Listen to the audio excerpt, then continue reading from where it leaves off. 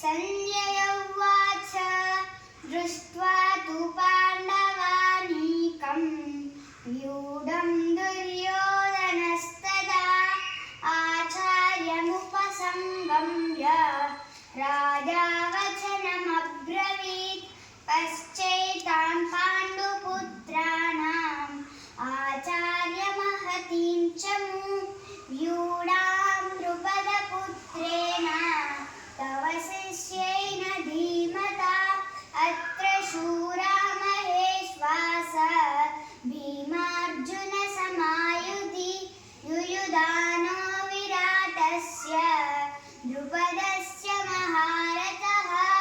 धृष्टकेतुश्चैकितानः काशीराजस्य वीर्यवान् पुरुजित् कुन्तिभोजस्य शैब्यस्य नरपुङ्गवः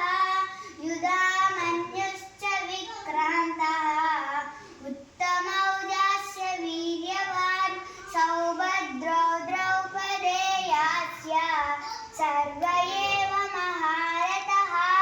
अस्माकं तु विशिष्टाये तानि बोधद्विजोत्तमा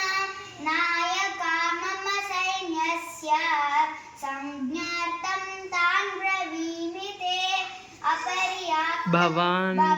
भीष्मस्य कर्णस्य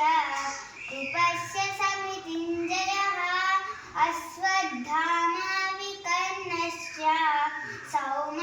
सौमदत्तिस्तथैव च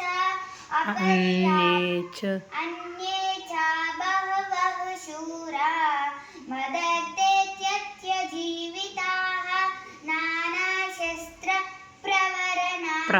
नानाशस्त्रप्रहरणाः सर्वे युद्धविशारदाः अपर्याप्तं तदस्माकं बलं भीष्माभिरक्षितं